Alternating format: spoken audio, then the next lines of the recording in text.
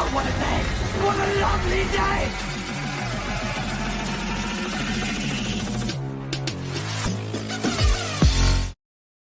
Welcome to Flat Earth Debate Live. I'm your host Nathan Oakley, and if you are new to this channel, or you've not done so already, then be sure to subscribe, hit the bell notification icon and join button to keep up to date with the Flat Earth Debate. If you'd like to support the channel, there is a super chat that runs alongside each of these shows while they are live. There's also a PayPal, Patreon and crypto link in the info box below the video. Most importantly, if you'd like to join the discussion, simply mute the page you are currently watching, then click the link in the info box below this video to join the panel and express your views on the nature of Earth. If you do join, please don't swear. If you do, you'll be ejected, and if you are, please don't try to rejoin the stream using sock accounts. You'll be warmly welcomed back on the next stream. Please also share the show on social media. Sharing the show obviously increases the live audience, but this in turn increases the chances of a more diverse panel, so please share the show. And one last time, if you're new to the channel or you've not done so already, then be sure to subscribe, hit the bell notification and join button to keep up to date with the Flat Earth Debate. Now, we are joined by Flatzoid, 10th Man, Righteous Force, Chocolate Saiyan, Paul Hall, and a whole bunch of people in Discord, so welcome one and all. Good afternoon. Good morning, guys. Good morning. Any signs of a physical geometric sphere edge horizon, formerly known as Earth curve? Not from Parker, Arizona. Only if you're psychotic.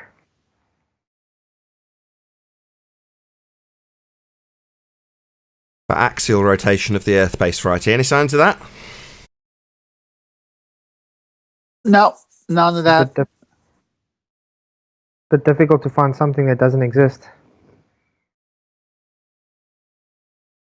You do see Neil deGrasse Tyson on different YouTube snippets talking to people about it, though. He's one of them that I remember. He's sitting in with a backdrop of a window in the cityscape, behind them. And he says, do you know right now we're spinning at such and such a speed and everything is still, but it's like, we're spinning. I remember it also. Hey, Arwin. Hello, good afternoon. Any evidence of the distance of the sun? Go on, I was Flatzoid. just talking about that.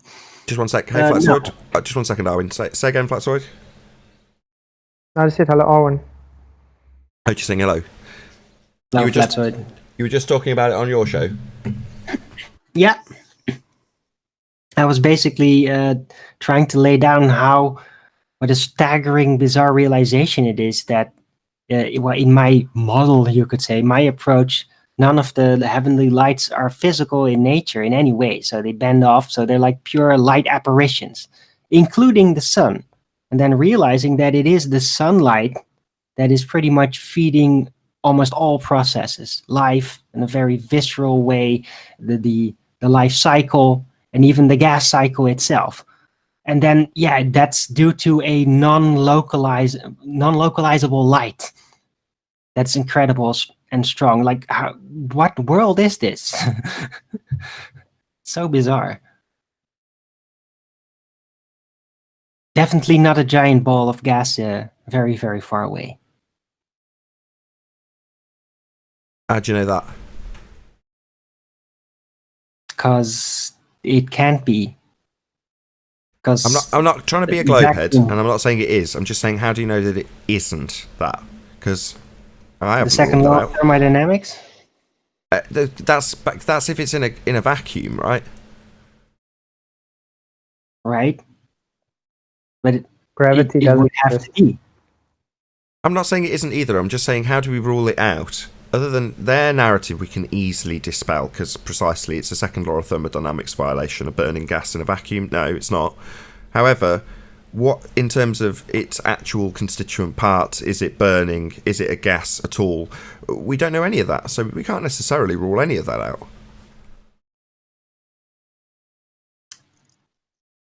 We literally have no idea what it is or the mechanisms that it's utilising to produce that light and what seems like heat from that point. We have no idea. It's just, it's just there. Well, yeah, well, now we're talking about the supposed origin source of the light. And what I was trying to highlight is that we don't even get to see the source, if there even physically is one, even though every sense we have and knowledge about nature says that there should be somehow. I agree. In the same way the horizon moves as you get closer to it, the sun moves. It doesn't. It is by its nature apparent in its location. So that is a fairly reasonable logical deduction, I would say. You know, it seems to be a point that isn't a point that's an actual source of that light. It's weird. You describe it much better than I do, but that seems logical given that you can't get to it, right? Right. And there doesn't seem to be any signs that it is even in a specific location to begin with. Approachability, all that. Were you Should be around? some of that. Were you around when we did Tracking the Sun live? Yeah. Just that for me cemented the idea that it's, you know, it doesn't matter where you go or what you do, you could be in every location all over the world and you're never going to get any closer to it. It's, you know, it seems obvious, but without actually looking at it and studying it and thinking about what are we actually observing here, is anybody getting closer? It's moving throughout the day, but in terms of if you moved with relation to it, it would just move with relation to you. Doesn't matter where you are on the surface of the plane. Or so it seems. Yeah, it seems, well, at least the bar horizon, nearing the horizon, it seems like the sun apparition, the only thing that ever changes about it is the angle to the observer. That's it. Right. And even its path, you know, the vector it takes from my location is a weird trajectory to be taking. You know, it sort of goes, well, not a vector is like that.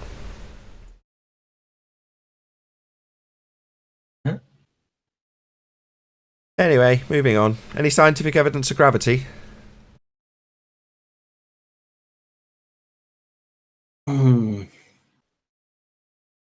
Are they still trying to defend it?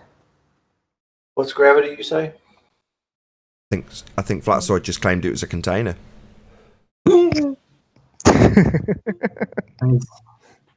Einsteinian gravity all works like Newtonian gravity. So when we explain Einsteinian gravity on Earth, we're just going to explain it like Newtonian gravity, even though it's completely different. Yeah, even though they're in totally different geometries. You just don't understand. Yeah, we had Rumpus yesterday lying about that. Said that one can dilute into the other. It's like they're in completely different geometries. You haven't got space-time in Euclidean 3 space. They're not translatable. One superseded the other. Snapped the wand in two, as George Musa puts it.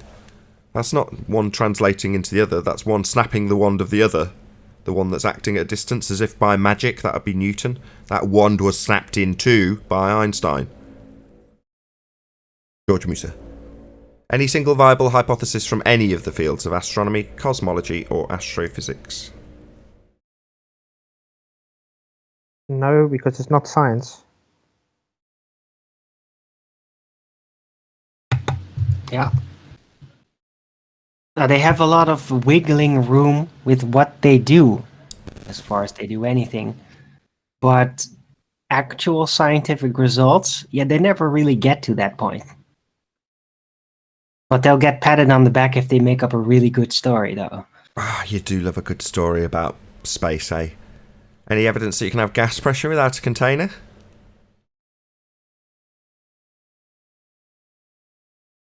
Has someone managed to demonstrate one yet? No. That would be a violation of natural law.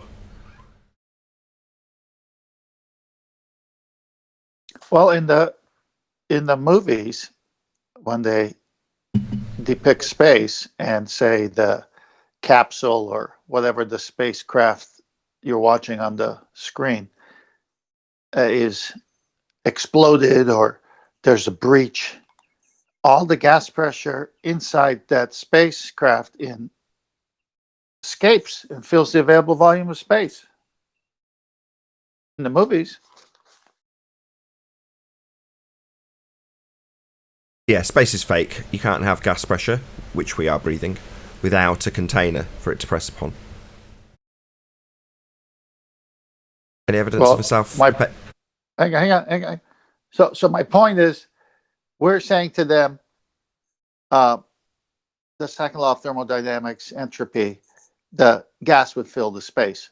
They argue that point with us, and yet in their movies typifying a region that can't exist, they actually prove our point. When there's a breach in the spacecraft, the gas fills the space because it's in space. Yeah, but that's because the craft doesn't have enough gravity to keep the gas there. Gravity's not a force. Gravity's not a force.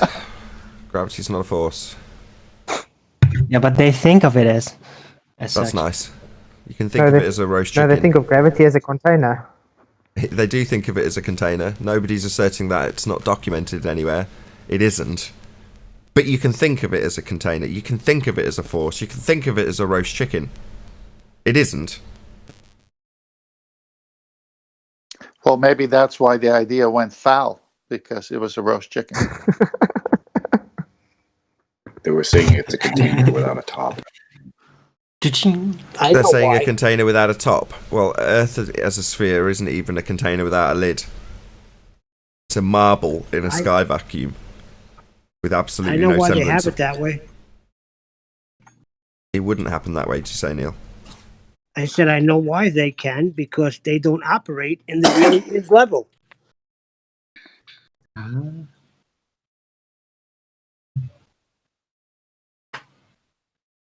We move on. Any evidence of a self-perpetuating molten iron core at the centre of a presupposed spherical Earth? No. The iron core that's past the Curry point that's supposed to keep its magnetic field. Yeah, self-perpetuating molten iron core.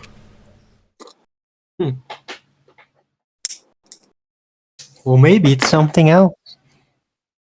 There is no self-perpetuation, but that farcical bit comes after the molten iron core bit, right? The egg experiment disproves a rotating sphere with a liquid center. And the Coriolis effect disproves a rotating sphere Earth. Amazing what you can do.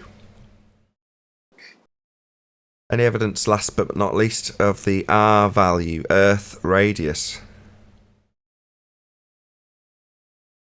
They can't make up their mind what the radius should be. Black Swan. It's actually set in stone. While you say they can't make up their mind what the radius should be, the heliocentric standard model has got it metaphorically, because we don't live on a sphere in a sky vacuum, but metaphorically set in stone. It's a rock, Earth is a rock in a sky vacuum with a specific set in stone radius value. So you would be able to use actual geometry? Yeah, if we had a sphere edge for a horizon. If the edge of the sphere was represented by the demarcation point between land and sky that we call the horizon, also defined by them in their rhetoric as a geometric horizon, the horizon that is claimed to block boats and buildings in the distance, also known as Earth curve. If we had a geometric horizon, then yes, we could do geometry, assuming a sphere. Yep. Unfortunately, but, yeah, they can't get the. Oh, sorry. Oh god, I just want to fill in Flatsoid. Unfortunately, they don't have a physical geometric sphere edge for a horizon anymore. It was debunked by a piece of evidence called the Black Swan, or an argument, I should say, called the Black Swan. Although what the first original Ambest was labelled the Black Swan as a piece of evidence, but nevertheless, the argument, the Black Swan argument, has debunked a physical geometric sphere edge as a horizon, and they, as you phrase it, now tell us that we do not see the geometric horizon, even though it's marked with an X labelled horizon based on the R value in their geometric model that's no longer usable because they can't do geometry anymore. Ha ha! End of globe model. All hail Black Swan. How many times does that simulator or that that graphic or whatever they have changed since this whole thing started? Can anybody know? Not many times. Well, until the point where they got stuck because, how do you simulate R-based refraction? Like, how do you actually simulate? That's not really, you can't do that because Light doesn't work that way. Well, by what they do is they show you it by demonstration on a flat surface, qualify it perfectly in terms of what's actually happening on a flat surface, but then tell you the Earth isn't flat and you must take geometric considerations when you're closing that suitcase of actual refractive effects and opening another suitcase that's got your geometric consideration 7/6R terrestrial refraction inside. So that's what they really mean. Right. But the thing is that why terrestrial refraction and this idea that the apparent horizon is looming above the geometric horizon, why that couldn't even be simulated is because optics just don't work that way, even if you simulate it. The horizon is always where the horizon is, and things surrounding the horizon might be able to maybe deflected, but the horizon itself will, be at the same height. It always is, because that's where it is. And now it may appear to be cut off closer by or further away, depending on the conditions in the air, but it's going to be the same height, because the horizon is never really displaced as part of any miraging. Yeah, they need it to be, though. They need to invent a second non-horizon, but called a horizon, only in existence in their geometric model marked with an X labelled horizon based on the physical geometric sphere edge parameters that R gives them, radius. Well, once they've got that second horizon, a horizon being a place that we'll see, a visible demarcation point between land and land, sky, or sea and sky, well, that visible demarcation is what a horizon is. And if it's only in existence in a model and cannot be seen, it is not a horizon to derive a second one from, because a horizon is something you see. So you can't derive a second horizon from something you don't see and can never see, because you can't see it. You certainly can't draw tangent to it if you can't see it. So you can't do geometry with it. Yeah. Just a reification fallacy, that's all. Yeah, reifying the horizon into this position in their model that occasionally matches on a certain set of weather conditions. And beyond that, when it doesn't, just assert that it's not really in existence beyond your reification of the model into a non-physical, non-geometric, non-sphere edge horizon that will move with the weather. So a horizon is technically falls under the optical phenomena, right?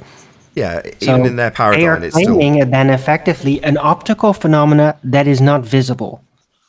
Yeah, an How- optical how phenomena do you that's do not it? visible. Yeah. Very well put, Arwin. Right. There's an optical phenomena out there, but you can't see it. But it's there because we got this model that requires that to And be look like here, that. and look here it is in our model, with this little X next to it, at the tangent point that should be blocking stuff, and we will assert it's blocking stuff if the photos show that. They got another one, Arwen, too. In this reified model, we're spinning at 1,000 miles an hour, but you can't feel it.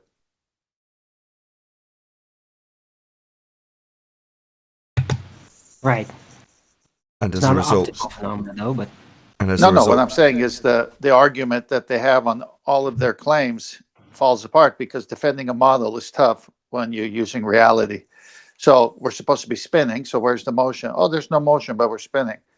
Well, where's the geometric horizon? Well, it's there, but you can't see it.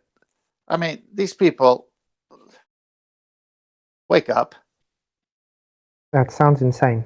don't know what this means, but I'm going to read it out anyway. Shout out to Al Jungi, who says, "In my garden, I do see terrace trail refraction."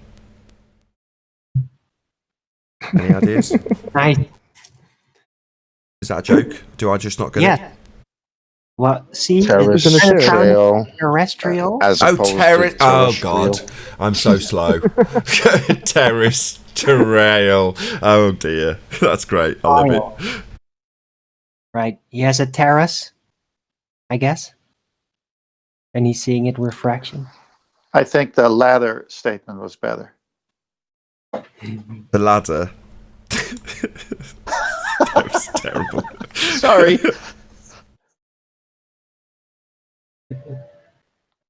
So yeah, that's it. Terrestrial refraction based on geometry requires a geometric horizon, which is based on R, but apparently it's a visible effect we can't see. It's really the end of the globe model.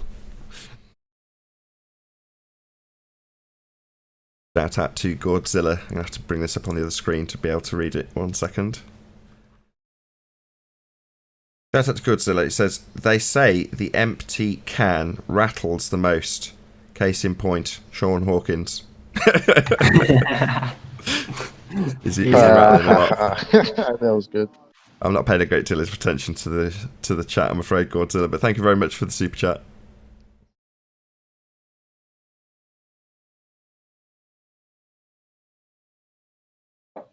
So back to the 5 stages of loss. Got somebody in the denial stage by way of their screen name. Geometric horizon is real. It's just a shame we can't see it. But yeah, your denial is being expressed quite nicely in your screen name. That's my favorite. The geometric horizon is real. Aww. Yeah, we're gonna have to Keep saying start it getting. to yourselves. Maybe it'll become true. It's real. It's just not a horizon. Exactly, Chocolate. It's just denial, right? Say it enough and it'll come true. Just pure denial. But chocolate, Father Christmas is so real. He must be. We made it up ourselves. Yeah. Yeah, instead of share your pain, we have to get a bit more specific about which one of the 5 stages of loss they're at. You know, obviously, if they come in as a flat earther, we can basically say, yeah, stage 5, acceptance. That's fine. You're easy to label. Whereas the guy 2 days ago, I think his name's Ed Freeze. He's got another denial type screen name. The Black Swan is mine. Well, he came in and sounded very despondent, very depressed when he first arrived. Did he not? Well, it goes from That's denial. another share your pain title right there.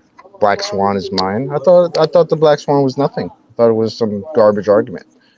Now you guys are naming yourselves after it. Yeah, exactly. It's so No, unimportant that they've got a screen name named after it.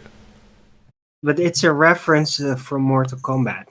It's a play on words.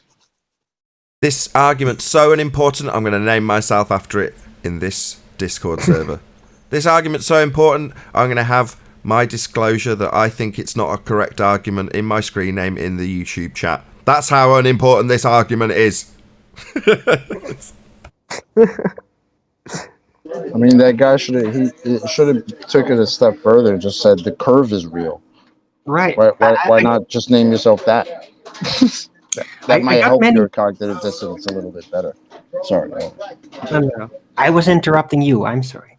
No, but I'm baffled about the names that some of the real trolls, like that don't constantly make sock accounts, make for themselves. Like, for example, Daft Harry came in my chat and then told me how incredibly dumb I was. And then I'm like, hey, did you know that you've been around for like 4 years having the name Daft Harry and then calling Flat Earth stupid for years? So got a gag from Al Jungi. Says, dentist. Ed experiences 5 stages of floss. Love it. But what I'm saying, Chocolate, is we need to get a bit more specific. So rather than just share your pain, you know, we can label particular traits or aspects of what they're doing, like naming their screen name something after the Black Swan. Very endearing. But that's stage 1, right? That's pure denial. Yeah, that's exactly what geometric horizon is real as as your screen name. That's what that is right there. Like, wait a minute, no, it's not real. Of course it's real. These flat earthers. Matter of fact, I'm going to name myself geometric horizon is real. Yeah. Way to go. Let's pick a few more examples, like pure denial. Sean Hawkins. No, the Black Swan argument is a straw man. Pure denial. Based on your geometry. But pure denial nonetheless. Stage 1. Very sad, very disappointing.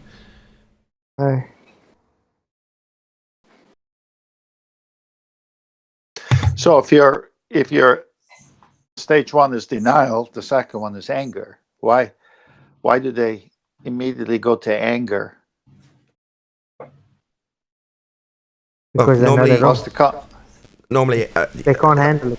that's as much your aggressive stage in this arena as it is anything else. So you get to the debate stage, i.e. bargaining, and then you get smashed, and then you get anger. They regress. Yeah, that's got to be what it is. Every time these guys leave here and they've been destroyed, and their Yeah, silly well, arguments go nowhere. Well, how do you feel about that afterwards? yeah, but Because don't you think again, it let's gets remember the frustrating same about guys this? that have been in the chat for years saying flat Earth is dead in 2016. They're still in there now. Shout out to you guys. 2020, you're still in here talking about flat Earth was dead and dying and all that. Yeah. Thanks for coming along on the ride of us dying while we're getting bigger and bigger. You also get You know, anger my- from Me too. it's often expressed My in the question- comments like you should die, drink bleach, don't breed. That's normally because they've, instead of coming and watching 2 minutes and going, "You're all idiots, we already know the Earth's a globe," they watch for 15 minutes, hear a point that's sparked something in their brain that they don't like, and they go, "This is evil, I'm going to have this shut down, I've reported this." That's anger, but from the other direction rather than Yep. debate. Exactly.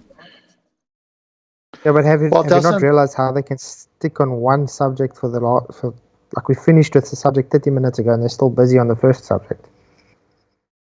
I think that is kind of denial as well. So you smack, rather than just shouting in anger, like the guy yesterday, the guy who's studying for his PhD in biology, he gets to the point where he's been absolutely annihilated, and just denial, flat out denial. This is boring, this is word salad.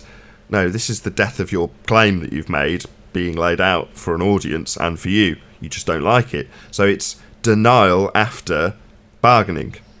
So, you bargain with the doctor, "You must be able to resuscitate my husband. Surely he's not dead." "No, I'm afraid not, madam. We can't resuscitate. But he's only been on the slab for 10 minutes. Surely you can get the paddles out. There's got to be something you can do." "No." And then you regress immediately to denial. There's got to be something. You must be able to do something. So it's not, "You're an idiot, doctor. You haven't got a clue what you're doing," which would be regressing to anger. It's regressed right back to denial and then back into bargaining. So, obviously these stages aren't set in stone in terms of which way you're going to go. You don't have to go through anger. You can go straight to denial from bargaining, which is what we had yesterday. And that's when they reassert the same claim they made initially, because they've gone la la la la la la la la la. Another shout out to Al.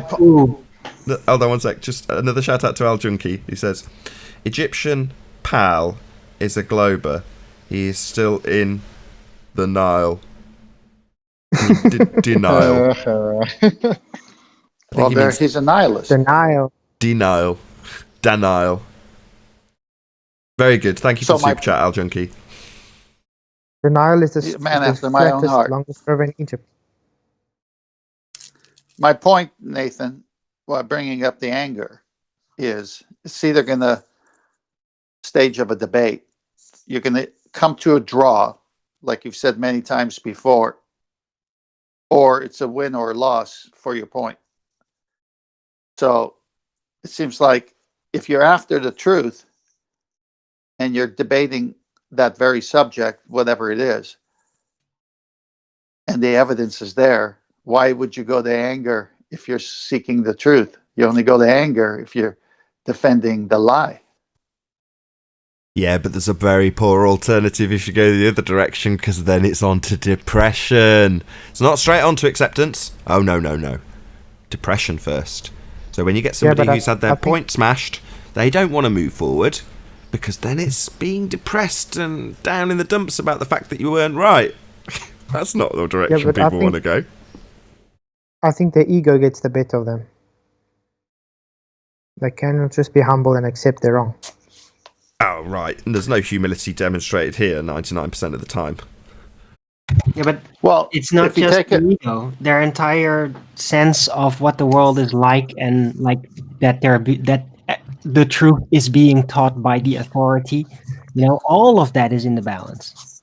So it gets much more closer at home for ballers most of the time than we may think or remember ourselves.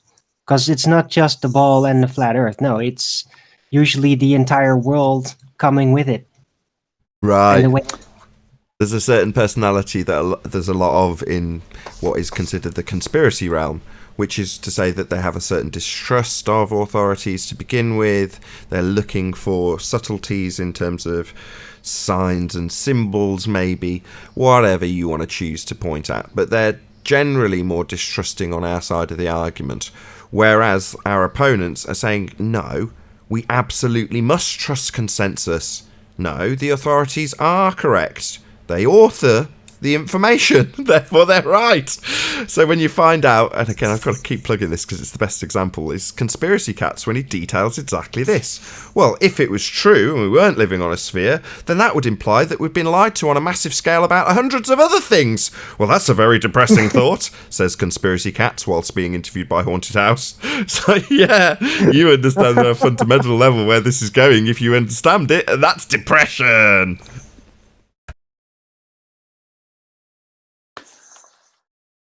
How many times have you heard a story, and maybe even your own, that you bought some kind of insurance policy to cover a certain event or loss for the item, and then the event happens, and you go and make a claim, and the contract in small print that you never read, but trusted the salesman, it says we don't cover that situation under this circumstance. So you're paying all this premium on a monthly basis for 5 years. You feel good about it because you're going to make a claim and you're going to get it restored, and then find out that it was never covered. Yeah, that's not what the insurance bit is for the first bit. When you said you felt good about it for the first 5 years, safe in the assurance that if anything should happen, you'd be covered. That's what you were really paying for. Not actually getting any money if disaster struck. Hell no. Exactly. But yeah, so the road to depression is going to be a much steeper cliff to fall off when you get to stage 3 and you're in the bargaining stage. And as much as it's frustrating for us on this side of the argument when we won't get a concession, maybe after these last couple of conversations about the stages of loss, we'll be a bit more apathetic to the people who are here, because we realise how big the cliff that they've built for themselves is when they get to that edge and realise that they're wrong. It's got to be, no, I'm going to stay on the top of this cliff, thanks very much. Let's go back to my original argument, because I'm not going to jump off this cliff. It's very depressing. Look how high I am. I've climbed all the way up to defend this nonsense, to the point where I'm on a debate show with flat earthers, with them pointing out how incorrect I am with my assertions and how they don't stack up with natural law. Well, I still want to trust government. I still want to trust that they've got my best interests at heart, because I'm a normie, so I don't want to jump off this cliff. Whereas the guys on our side are like, you know, we've already been wandering our way down the cliff to begin with, going, oh God, look how distrustworthy they are. Oh, look at all those lies. Oh, wow. You know, so we're already close to the bottom of the cliff when we go, oh, what? And the entire nature of our reality is not as they've told us. Bloody hellfire. And that's at the, for me at least, that was the level of my depression. Like, bloody hellfire. It really is all lies. There's loads of it. But, you know, it's kind of enlightening rather than depressing when, for our side, we get to that stage. But I don't think that's the case if you're like, no, everything the news says is true. How would they? Why would they? They wouldn't lie. It's too much takes too much energy to think for yourself. It's much easier just to believe in whatever other says. Yeah, it's another double-edged sword, because if they've come here, they're at the bargaining stage, right? They've already contemplated it. At a fundamental level, I've said this before as well, that most of them know it's flat. That's why they're arguing about it. They don't want it to be, so they're bargaining. Back to the analogy in the hospital. I'm sorry, madam, he's already dead. I'm sorry, Globehead. The model doesn't work. It's untenable. It's already dead.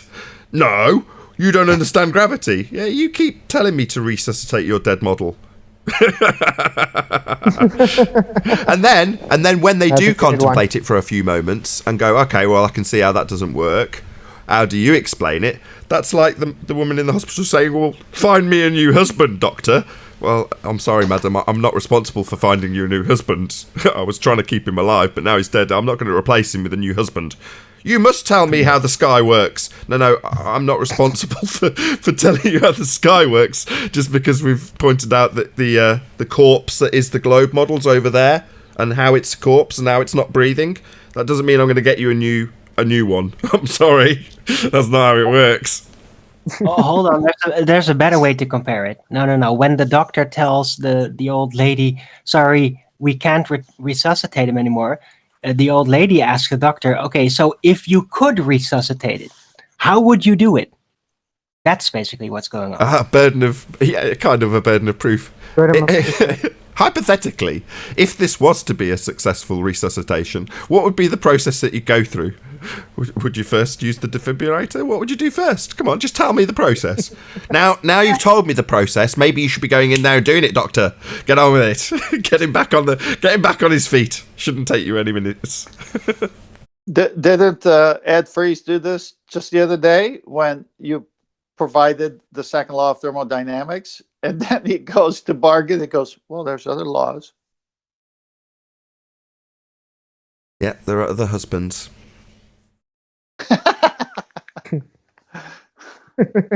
Many fish in the sea.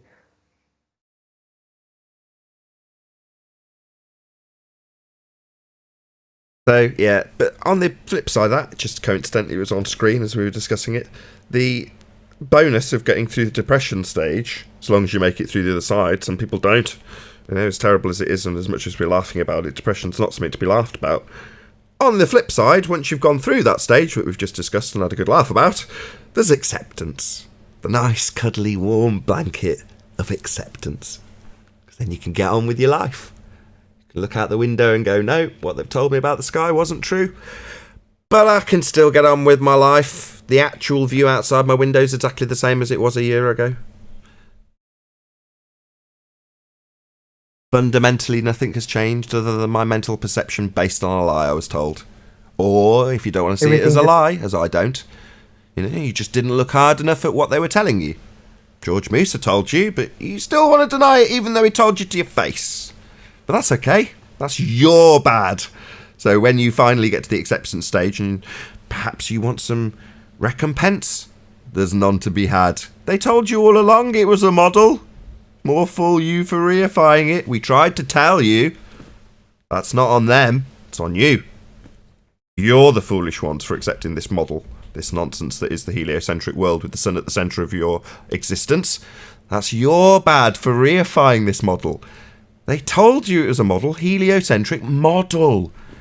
Well, if you knew what a model was, you wouldn't have reified it, would you, you fools? It's easier to fool a man than to make him believe he's been fooled. But it's not even like they've been trying to fool you. You know, the guys that are on TV saying, of course it's a sphere, they don't know. They're not the authorities. They might seem like the authorities. But people like Brian Cox, he's an actual authority on this. People like George Musa, he's an actual authority. He's changing the narrative. He's authoring the narrative. And it's being disclosed to you. But when it's disclosed to people who are opposing us in this argument and it confirms our actual rhetoric, i.e. our picking apart of your rhetoric to be more accurate, gravity's not a force, and they tell them, and they don't want to accept it.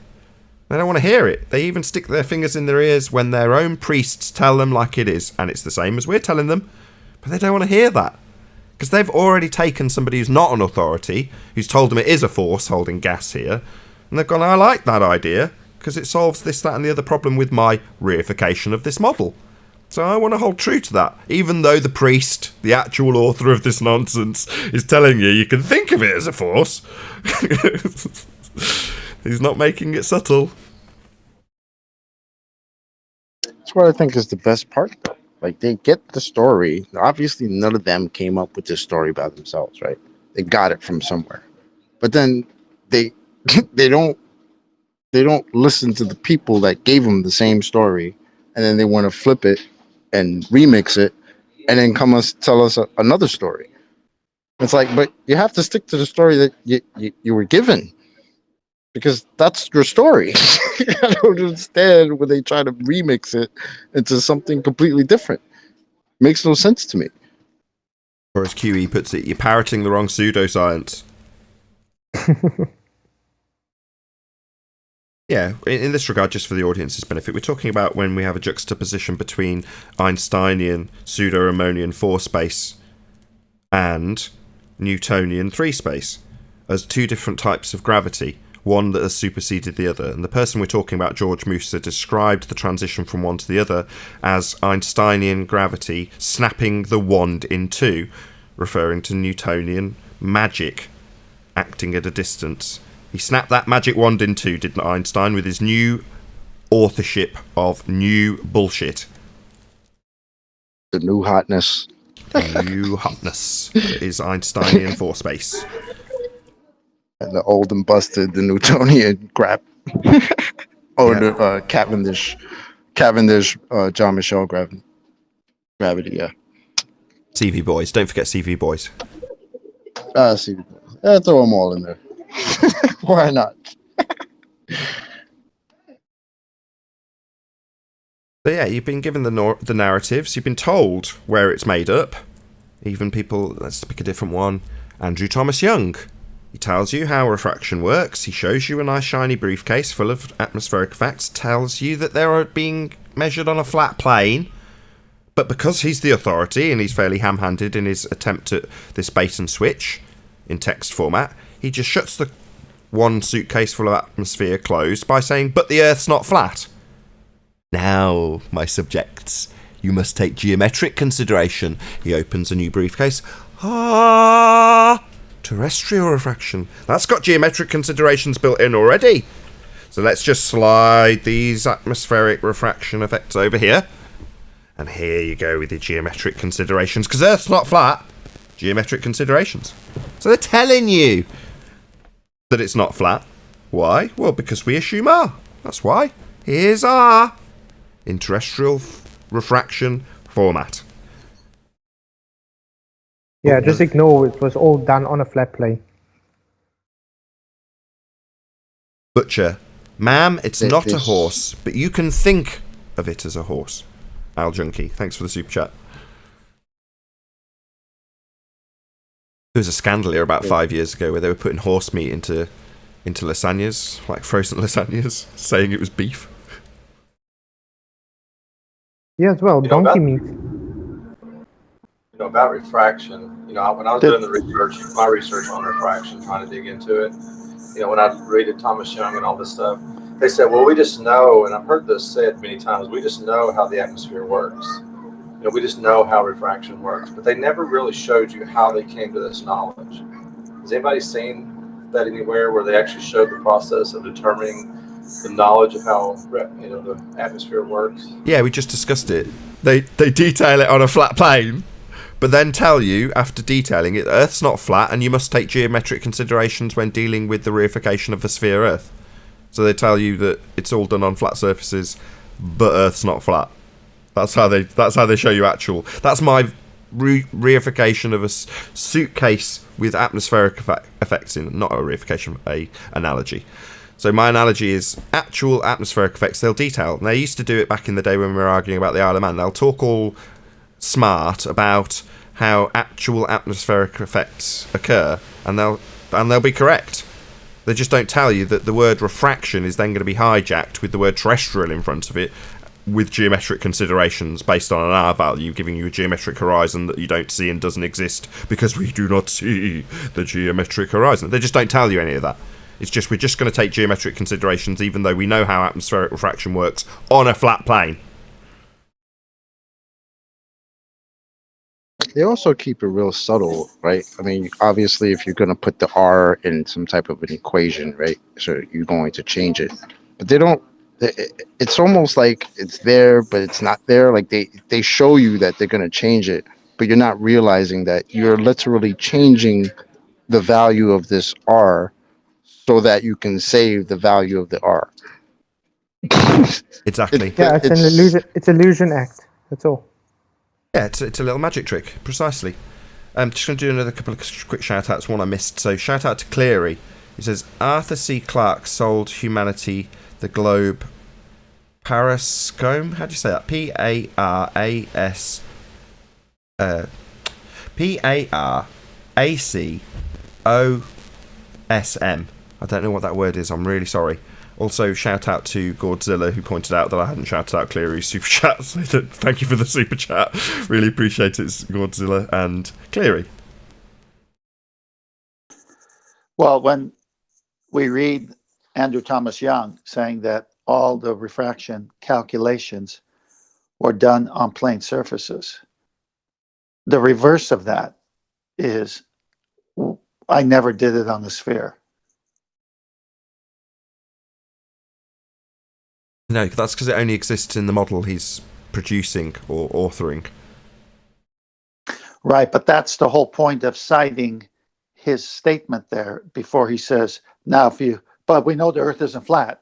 After he says everything he did was on a flat plane surface, meaning all of his calculations about refraction, then he wants to reify his study about refraction on the globe, but you got to take geometric consideration. So now you got to change that suitcase, like you said.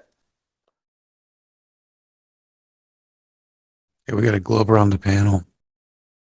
Hello, Glober. If anybody wants to know where we're getting this analogy from, it's from a movie called Straw Men, where they literally do this for real with a suitcase full of money rather than atmospheric conditions. So check it out if you want to see that bait and switch in a more physical way rather than a mental way. Who's the Glober? Hi, Try Boy. The white car picture. Share your pain. Hi, Try Boy. So what stage are you at? What's up? How you doing? Hey, how are you? Hey, Nathan, how are you? Very well. Nice to have you. Just working on something in the background. Sorry. That's okay. We've been discussing the 5 stages of loss, and we're just wondering which one you're at. Are you at the denial stage? Are you at the anger stage? Are you at the bargaining stage, the depression stage, or have you accepted it and you're here to tell us how shocked you are? At acceptance at this point, because Arwin, he knows my buddy Tom Parker. He's my boss at a computer repair I worked at, and he's been helping me. Like, he's been inching my way to a flat earther, and he's showing me a lot of things, and I'm like, finally, like, I know I got a lot to learn, but it's like, the proof is right there, and it's freaky how we're brainwashed into being a globie, in all honesty. Well, I wasn't expecting that. Acceptance stage, eh? Yeah. Mm-hmm. Right. Right on. Good to hear, man. But yeah, if this has been recent, get used to being flustered for a while. A lot of new people that newly realized flat Earth. Remember, Nathan, the sleepless nights, especially in 2050. A lot of people had that. Yeah, I remember a lot of people having it. Not me personally, but yeah. No, not Right. all. No. I was going crazy over the moon. Yeah, I was just like straight away. I was like, "Whoa!" There was I a trekked dude the I moon interviewed. for like I 8 months. I can't remember the guy's name. I think it was Neil. Hey, Quantum Eraser. Hey. Hello. Nut. I interviewed this dude who was very depressed, just by coincidence, then came across Flat Earth. And like me, I related to him on this level. He said it was like a massive weight off his shoulders. You know, he was far less depressed, and he'd stopped taking his depression medication as a result of finding out the Earth was flat. It was like a load off.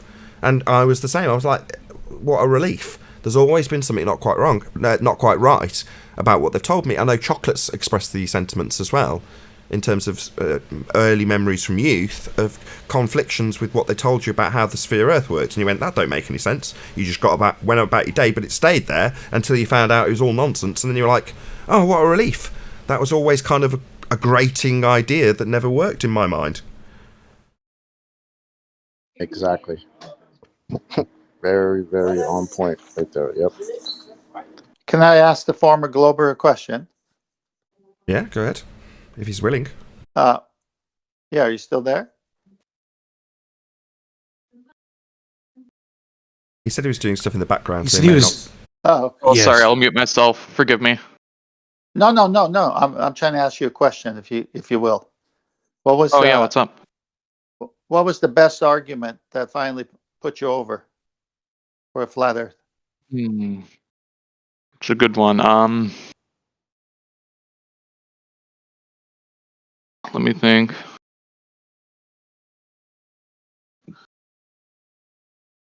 Just so Sorry, many.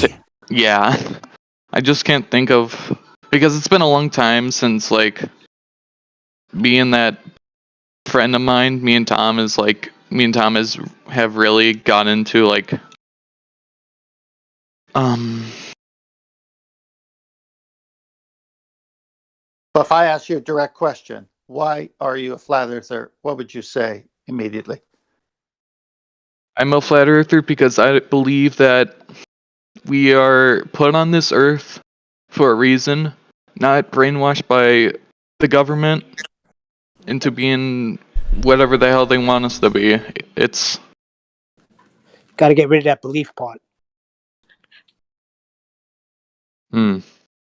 Fair enough. I'm just going to read out a super chat from Cleary. A paracosm is a detailed imaginary world. Thank you for telling me. I was hoping somebody would really appreciate it, especially as it's giving me money to do so. But yeah, thank you for the super chat, Cleary. A paracosm is a detailed imaginary world. The creator of a paracosm, I hope I'm saying it right, paracosm, has a complex and deeply felt relationship with the subjective universe. Okay, well, thank you very much for that. Huh. Like the world of Narnia. Yeah, Looks like precisely. he got his role changed. Say again, So Travis? That's I a just really was neat word for seeing that his role had been changed. Oh, to Sorry flat about earther. I see. Thank you. I Well, like Nidhug new words. hold on a second. Did Nidhug present on his case for the Black Swan yet? He hasn't been in. He's supposed to present his case on the Black Swan this morning. You sure Neil passed on the message? I explained. Obviously, I've got no control over whether or not he comes, but Somebody said he was here, and I'm asking. He must not have presented, so I don't care whether he was here or not. Right? So he better get here before the after show's over. That's all I'm saying. Or he's server. right. Shout out to Al Junkie. He says, shout out to HY Tryboy, an honest glober woken up. Wow. Yeah, thanks for the super chat, Al Junkie.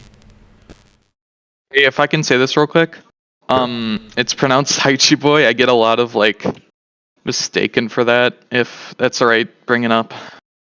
Forgive me for interrupting. No, that's fine. Hi, Tree Boy. Good. Okay, cool. Thank you. Yeah. Did anyone play Stop the Presses yet? No. Why? What? We stopping the presses? No. Did you listen to it? No. Yes, I did. That was Oh hilarious. my God. Just a straight denial of water gas. Straight denial Both of the forms of water it. cycle. They were making fun of you for saying that you got to play it. Have you sent it me somewhere? Go ahead and Ballbusters. It should be sitting right there. So the From water the cycle Jose doesn't JG exist? Retard Show, 20 May 2020, starring Sean the Crackhead Hawkins, Latonia Daft Cow Bailey, and the usual numpty dipshit panel. If you thought you heard the stupidest comments and reactions from ball-tard spinning space monkeys, I'm here to tell you, you haven't heard anything yet. I shit you not. May I present the bashingest in the face with a spade shovel, quarter stick of dynamite in the ass bonfire of numpty dipshittery of the millennium. I learned today, I was watching the Flat Earth debate, and I realized why they say that gas is created at ground level. That's where we get our gradient air pressure. By gas being created at ground level. The reason they're saying that is because of the gas cycle, which Nathan Oakley said this morning. He explained it. The gas is produced at ground level. It goes up into the air, and it condenses into rain. Oh, God. And it falls back into. He thinks that water evaporating is gas. That's what gives us our gradient air pressure. What a gas! Moron. What a gas! And that's what Chris thinks. That's what all the flat earthers think, because he said that. Anybody who says it's because gas is created at ground level, that's what they're saying. Oh, Jesus. So you unimaginable boneheaded retards of the ages deny gas being created from evaporation, rising, then condensing, then falling back to Earth as rain. Essentially the water cycle that everyone was taught in second grade. You laugh and mock that idea?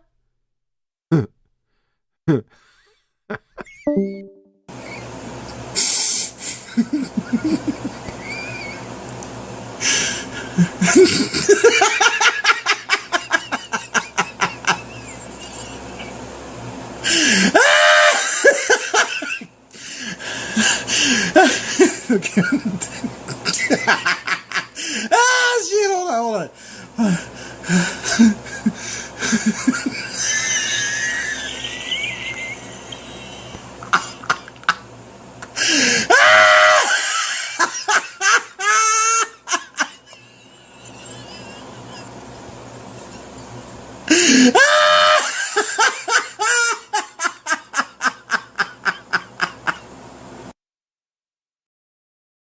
There you go. Okay then. Where was that? Right. Where was that? Where did that take place? Somebody sent me the Dave part with that Latonia band with bumbling butthead, and it was right on the next part. I didn't hear it, right? I couldn't believe it. I had to play it again. I said, wait a second. Are these guys denying the gas cycle? Sean Hawkins. So you don't think when cycle? No one's denying the gas cycle, or the water cycle, as it should be called. Other than There's the no clip we just played. Cycle. There's a water cycle. You just said No nobody's gas denying that's it. what he was talking about, you dumb shit. He just said nobody's denying it. He's just defending them, white knighting for them. He just said nobody's water cycle. He just said nobody's And that's denying got it. nothing to do. That's got nothing He to do just with gas said, being produced at the listen, surface. just because Sean Hawkins doesn't know what the water cycle is, he called it the gas cycle. He laughed at water turning into gas through evaporation. Didn't you hear him? He wasn't. Yeah, but your claim is there's a load of excess Yeah, gas but your being claim used at is ground there. level. Get He's the not fuck outta here. disputing that water is Rumpus. created and turns into vapor and does a cycle. That's exactly what he's denying. That's why we are laughing at him. He is Rumpus, I mean, don't refuting- lower yourself to Sean Hawkins level, man. You know the water cycle I exists. mean, I Come don't on. know the exact details of what he was talking about. Oh, that's all right. We just played it. Do you want me to play it Yeah, we again? just I played can it. do that. That's no problem, Rumpus. You just shut your mouth for a little bit and you can hear it. From the Jose JG Retard Show, 20 May 2020, starring Sean the Crackhead Hawkins, Latonia Daft Cow Bailey, and the usual numpty dipshit panel. If you thought you heard the stupidest comments and reactions from Baltard spinning space monkeys, I'm here to tell you, you haven't heard anything yet. I shit you not.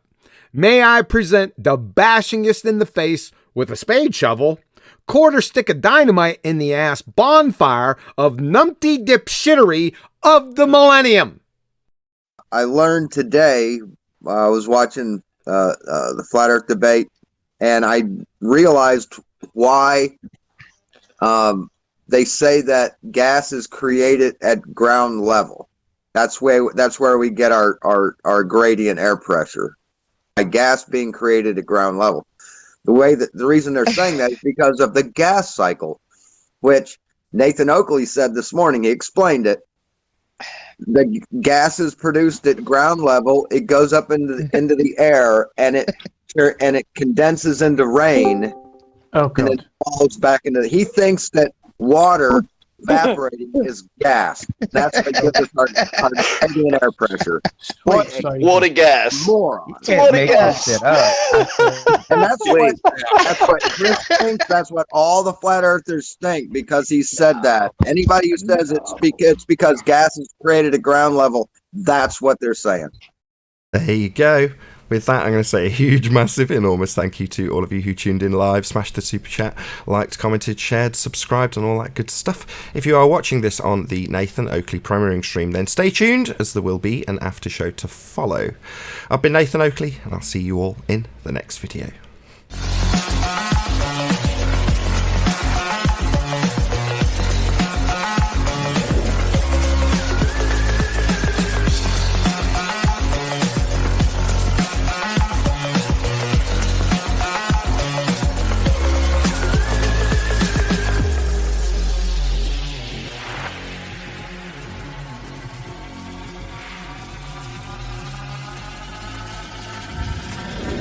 Oh, what a day! What a lovely day!